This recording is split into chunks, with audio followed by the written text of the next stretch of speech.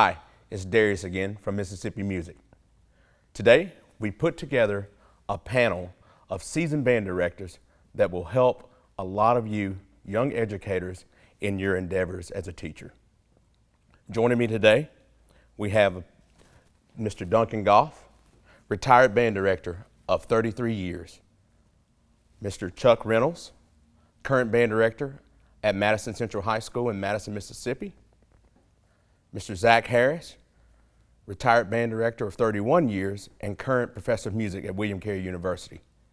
And Daniel Johnson, assistant band director at Oak Grove High School. Today, we're about to dive into several questions that I think will help you into your day-to-day life as an educator.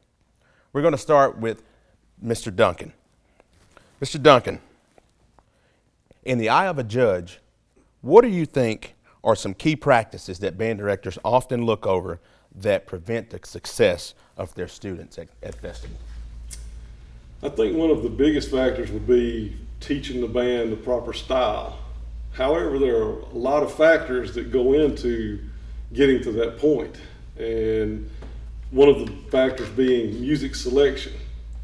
Music selection is a very important part for a band director. They need to not just pick random pieces. They need to understand what their instrumentation may be, the limitations of their instrumentation or the personnel that they're dealing with, and pick pieces of music that would be suitable for that particular group so that they can have some success.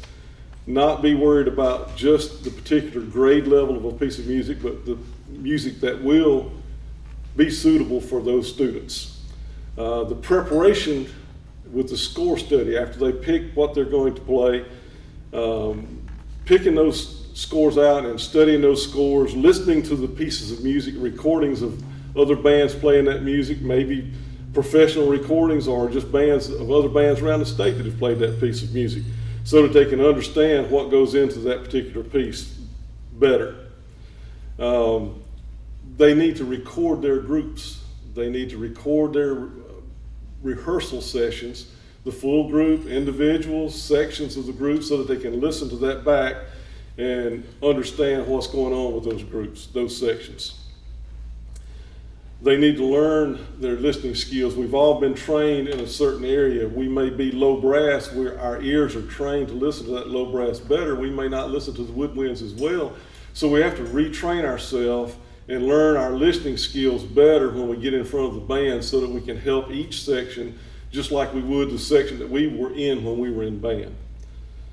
A lot of times some simple things happen that where we don't understand that the third clarinets and the third trumpets were playing the same part, but yet they were out of tune. Yeah. So that's a factor that they need to be aware of. Biggest factor is to make sure that you're trying to find people to help you.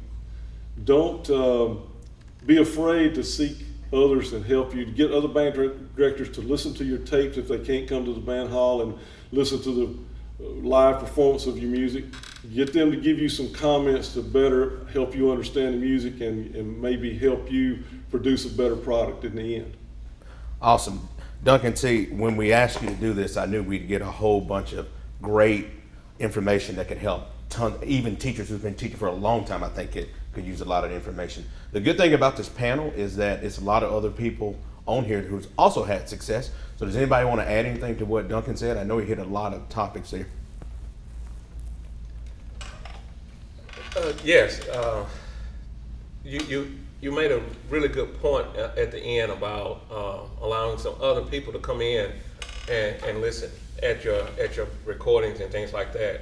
So I think that you should also get in the habit of recording your band a lot, because when you're in front of your band working with them, a lot of times you won't hear everything because you're zooming in on what you know may be a trouble spot, and you're only focusing on that, where there's something else could be going on.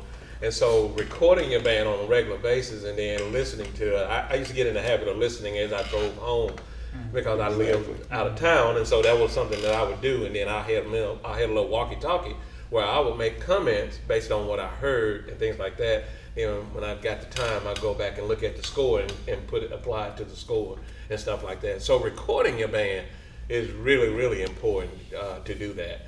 And it's also helped to let them hear it sometime. Let them hear what it sounds like, and they will be honest with themselves and say, yeah, I thought that sounded Yep. better than that. Exactly. Yep. I So think that's now in today's society with this critical analysis and the teaching, let the students help you as a young educator. Let the students help you analyze the music and analyze the things that you're doing in the classroom. Right. That's great, great, great. So that brings me to my next question, Mr. Harris. After 30 years of teaching, if you knew then what you know now, what advice would you give to teachers out there of things that you would do differently in your career? I think one of the key things is saying that you don't know. If a student asks you, it's okay to say, I don't know the answer to this one, but if you give me a day, I'll find out, or something like that. But it's okay to not know everything, because when you come out of university and you come out of college, teaching on the college level now, it shows that we can't cover everything that a teacher is going to need to know in order for them to be successful. And so it's going to always be a learning process. And so it's okay to tell a student, I don't know, but I help find the answer. And then the other thing is, by not knowing everything, it's really important that you find some mentors that's been out there working a little bit, that can come in, that you can contact, and you can ask them questions about, tuning your French horns, or how do I trim the double reeds and things like that, and asking them. So find somebody that you can rely on, that you can call and ask questions to, that's going to help you.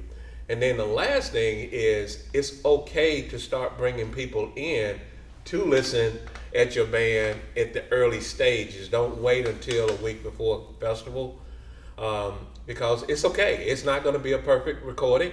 It's not going to be a perfect performance. I don't think out of my 31 years on the high school level, I ever had a perfect performance, because we are all human and we're going to have those things that's going to take place. But it's good to go ahead and get people to come in and start analyzing what you're doing and helping you to try to get to that level.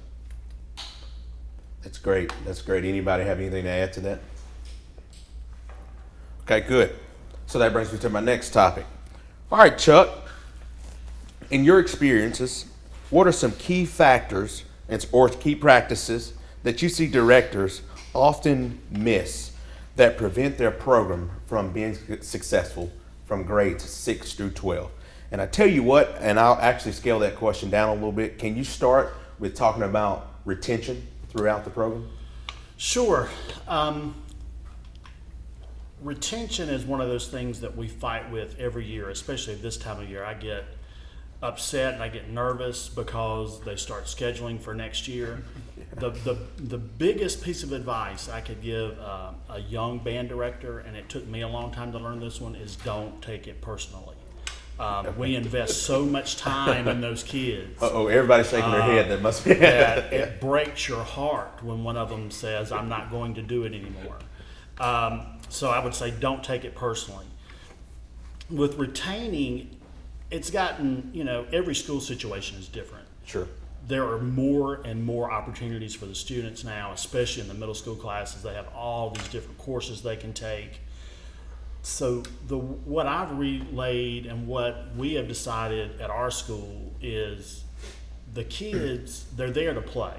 And the most important thing is to make sure they're enjoying having fun doing what they're doing. Okay. And that's not saying, it's not a party situation in the classroom, but we're playing as much as possible during the class and they're enjoying doing what they're doing.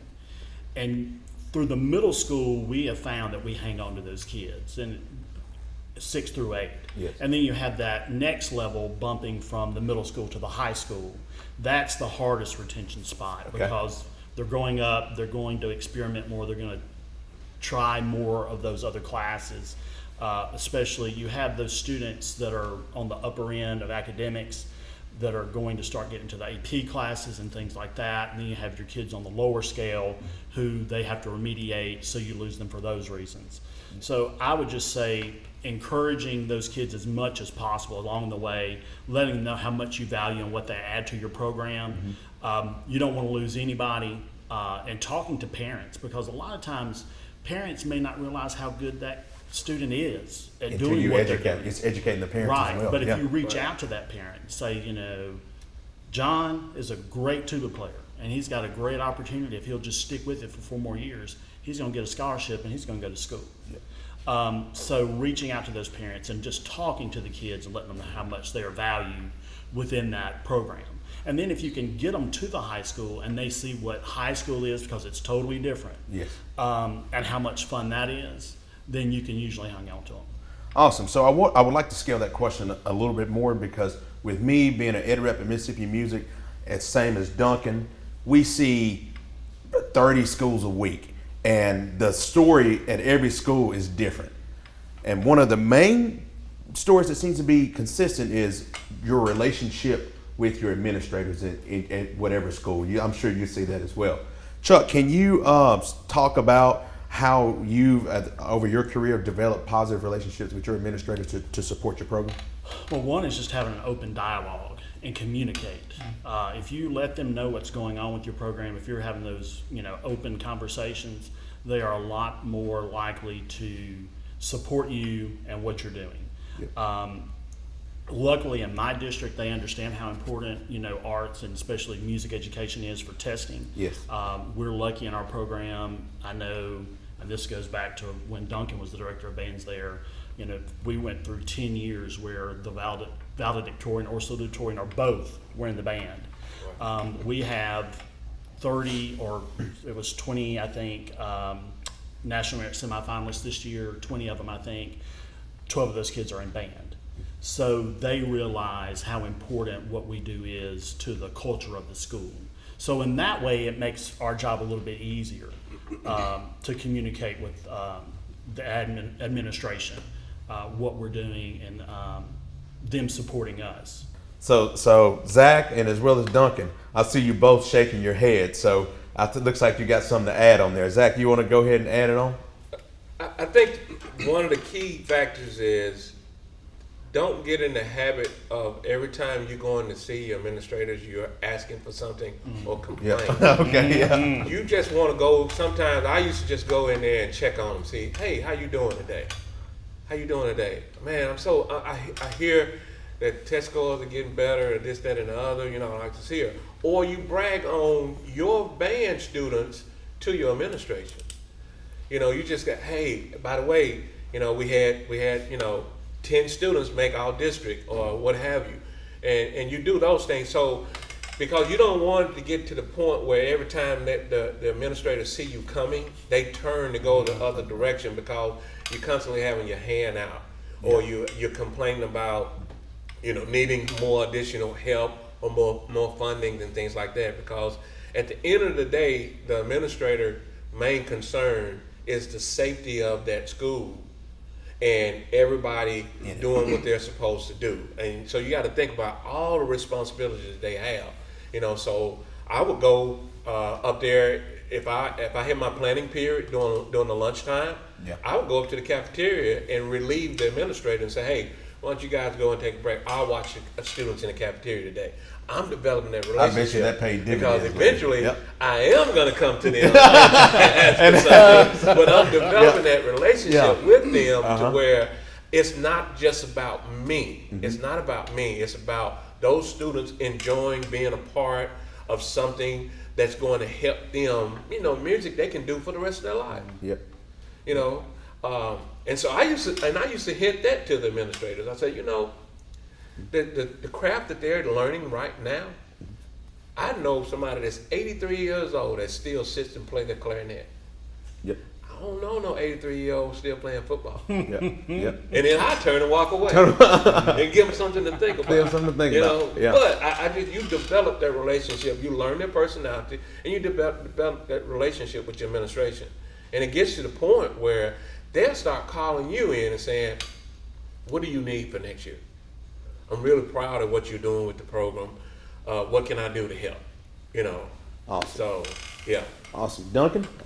I had an administrator that walked into the band hall one time. We had 300 students in the band hall, and he walked into the building, didn't hear anything, didn't think the band was in there. He walked into the band hall, saw us, and he made the comment that he didn't realize there wasn't anybody in the band. We were in the band hall. He Sure. thought it was Yep. completely vacant because it was so quiet. He's told me afterwards that he knew he never had to worry about band after that point. Awesome. Now, I had another administrator that was totally against what we were doing, or it seemed like they were.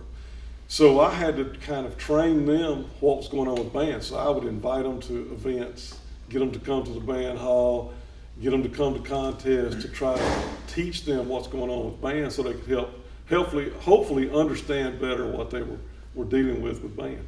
I think that all those, that everything that everybody has said helps develop that culture of success. And to Chuck's point, being his question being 6 through 12, I think that helps your entire program no matter what, which will help a lot of your assistants in the case, and just overall help the program. So that brings me to my next question, to the youngest panelist on the panel, Mr. Daniel Johnson, who we actually have a pleasure of having his dad as one of our ed reps at Mississippi Music. So Daniel, I've always been impressed with Daniel as a young teacher when we taught several camps together and been around him, and he has a really knack for teaching young kids. And so Daniel, my question to you would be, what are some key factors that you've learned over your career that directors often look over when developing that young musician? I mean, to me, the first thing is just building the relationship with the student and with the parent. You know, we kind of piggyback off of the parent versus the child, and a lot of people, we think that we just need to teach band, and that's all that we have that matters. But in reality, it's getting involved and ingrained in that child's life and making band, you know, somewhat meaning to them, whether they may not like it or they think they like it or they really love it. It doesn't matter in the end. It's about the experience that student's getting. And one of the biggest things that I feel like a lot of directors, you know, going into the playing aspect side of it, is knowing how to diagnose tone production. Okay. You know, I think we value so many of the things that we think, the symbols on the page, getting to page 18 in the method book, when really it's about how good we want that child to sound before they get to that point. And I think a lot of directors bypass that because they feel in their head that that's important. But in reality, slow and steady just wins the race, regardless of Yes. what we're doing. Good point. Good point. Yeah. So I mean, just that tone production and, you know, the fundamental sound that is just key to all things, and that we'll go from crawling to running at that point, you know. Awesome. Anybody else have anything to add to that? Yeah. It's not about getting to the end of the book. Not about getting to the end of You it. know, it's about how you're getting through the book with producing good tone. You know. Yeah. He's, Yeah. he Go ahead, said Chuck. something.